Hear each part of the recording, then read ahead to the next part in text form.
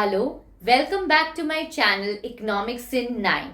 In this channel, I bring out the concepts of economics and explain them in less than 9 minutes. So today's topic is ISLM analysis. So ISLM analysis is an important topic in economics and it is related to the equilibrium in the goods market as the equilibrium in the money market. So first we will see the IS equilibrium which is in the goods market. So what is ISLM analysis? So it is equilibrium, I just like said, in the goods market as well as in the money market. So the goods market equilibrium, how does it occur? So the goods market equilibrium occurs when Y is equal to C plus I. This is a two-sector model. So this is a two-sector economy or two-sector economy model. Okay, so Y is equal to consumption plus investment, which means that national income should be equal to expenditure. That is the time when equilibrium will occur. Now, IS schedule basically tells what? IS schedule shows the different combinations of interest rates and national income. So, it shows the different combination of interest rate and national income at which the goods market is in equilibrium. So, means what is the interest rate and national income at which national income will be equal to the expenditure. So this is what IS equilibrium shows. Investment is affected by rate of interest. We know this that investment is affected by rate of interest and which is endogenous. So this is endogenous, which means that it is given in the model. So for example, we have I equal to 70 70 minus 60 I. So this is the rate of interest.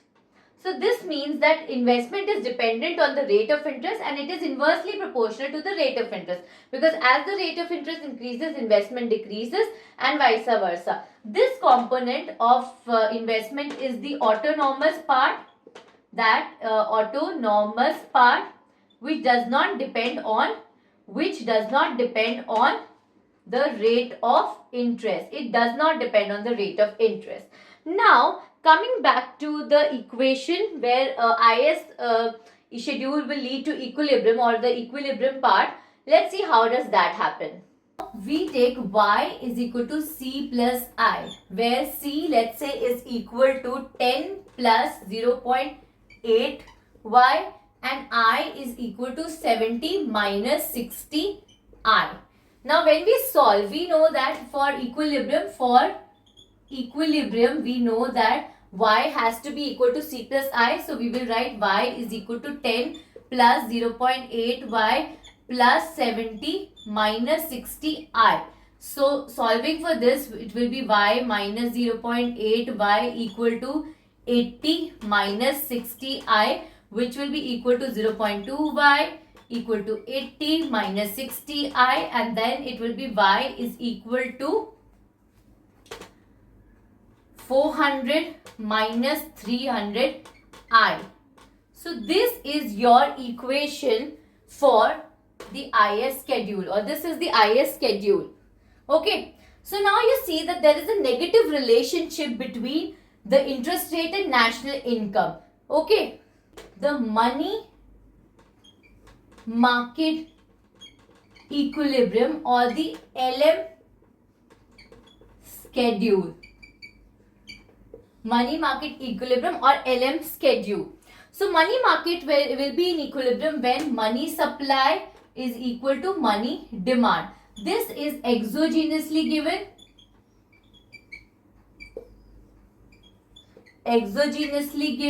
Which means that we have a fixed amount of money in the economy, and this is equal to L1 plus L2, wherever L1 is for the money for the transactionary and the precautionary demand, and L2 is the money for speculative demand. So this, let's say, it's given as 250 and this we will see in another equation. So now let's say that ms is equal to 250 and md is given as L1 plus L2, where L1 is equal to and L2 is equal to, so where L1 is equal to 0.2y, which means that it is dependent on national income, and L2, which is the speculative demand, 190 minus 100I, so it is dependent on rate of interest, because speculative demand is regarding the bond and keeping either bond or money, so that is has inverse relationship with the interest rate. Now when we see that L2 is negatively related to interest rate, we can make the, now when we equate this ms equal to md, we'll see what happens. So 250 is equal to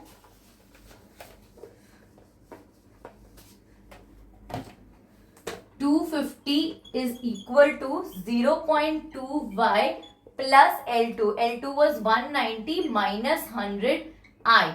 So this is equal to 250 minus 190 is equal to 0.2y minus 100I. So this gives me 60 equal to 0.2y minus 100I, or I can write 60 plus 100I upon 0.2 equal to y. So this will give me 300 plus 500I equal to y. So this equation is now my LM schedule or LM equation.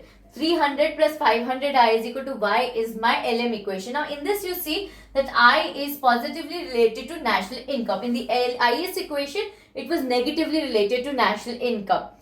Okay, now when we have the two equations, if we solve for them, we can get the values of y and I. Let's do that as well. This equation we have, and we have the LM equation. Now we have to solve for y and I.